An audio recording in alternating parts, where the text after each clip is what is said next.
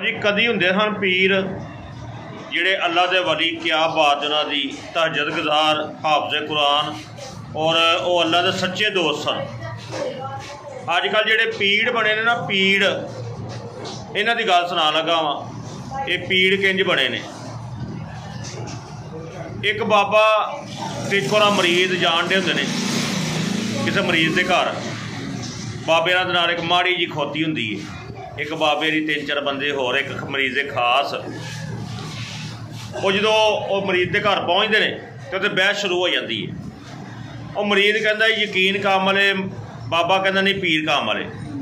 वो बहस होंगी होंगी ना बाबा को लग जाता। बाबा कहता जा दफा हो, आला फड़ मेरी खोती, मेरे इतने कोई 4-5 दिन लग जाने ने, तू घर मेरे फड़ा दी खोती। कहता चलो ठीक है। वो खोती फड़ता जनाब तो लैके टुर पैंदा। दूर हुंदा, गर्मी होंदी है, रश थक जाता है। सोचदा मैं खोती के उत्ते बह जा, फिर सोचदा उत्ते बह गया किधरे मारी ना जाए खोती। वो नहीं बहिंदा, अगे जाके होर थक जाता है। फिर सोचदा उत्ते बह जावां, किधरे मर गई तो फिर दिल च नहीं आंदा कहता मरदी है तो मरे, मैं तो बवां, मैं तो ना मरा। वो बहिंदा तो जनाब कुदरत खुदा दी ऐसी कि खोती मर जाती। हुण कहता पीरा की खोती है जनाब, इनू दब दईए। टोया टोया कढ़ के ना तो उन्होंने दब देंदा। उत्ते परना सबज लपेटिया होंदा है। वो हुण कहंदा मैं ना पीरा की खोती है, उत्ते परना दे दईए। वो परना पुरना देंदे शाम पै जाती है, कवर कढ़दे दी। इधरों एक फैमिली टुरदी आउंदी है, वो वेचदी है। सवेरे तो इत्थे कुछ नहीं सी, हुण दरबार बने। वो दुआ मंगदे ते टुर जांदे ने। हुण वो मरीज सोचदा कि मैं रात पै गई है, अगर गया तो मैनू बाहर दे खा जाणगे, और ना चंगा मैं इत्थे सौ जावां, सवेरे सवेरे उठ के निकल जावांगा। वो तो सौ जांदा।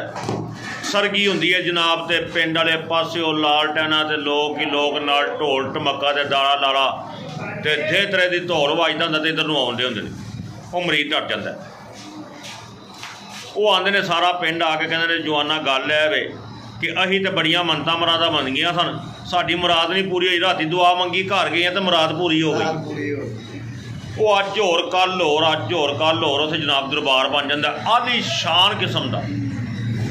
हुण 4-5 साल बाद ना वो जिहड़े पहले बाबे ही हुंदे ने जिन्हां दी खोती हुंदी है, वो बैठे अपने मरीज़ां नूं कहंदे ने वो फलाना तो मेरा मरीज़ सी, खोती छड्डण गया, उस तो बाद नज़र नहीं आया, चलो हमारे घर पता करिए। वो टुर पैंदे ने। रस्ते च आउंदियां वेखदे ने कि दरबार बनया बड़ा आला किस्म का। वो मरीज़ां नूं कहंदा चलो दुआ मंग लीए। दुआ मंगते हैं तो एक पासे हुजरे ध्यान पैंदा तो मरीज जनाब उन्होंने लोग घुटन डे होंदे ने, लत्तां बावां जनानियां घुट रही ने, बंदे घुट रहे हैं। वो पीर बन के बैठा है, कहंदा मेरी माँ की सिरी होए, ये कित्थे बैठा है। बाबे दी हुजरे च वड़दे ने। वो मरीज वेख के घबरा के खलो जांदा। मरीज़ां नूं कहंदा बाहर निकल जाओ, मेरे वड्डे बाबे जी आ गए ने। बाबा कहंदा उरे आया ना, गल सुने ना, ये किरा दरबार जिहड़ा तू मल्लिया है। कहता बाबा जी मारोगे तो नहीं। कहता नहीं। कहता जी तुहाडे कोल खोती लिआंदी सी ना, वो इत्थे दब्बी है।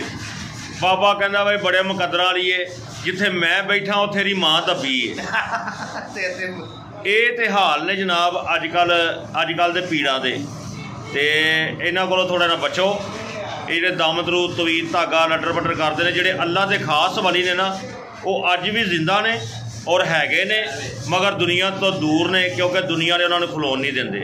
अल्लाह का वली ना तो नमाज छड्डेगा, ना तो तवीर धागा देगा, ना तो को पैसे लेगा, ना तो सदके के गोश्त के पैसे लेगा। अल्लाह के वली ने। और सानू लोगों को इन्हां निकली पीड़ां कोलों बचना चाहिए।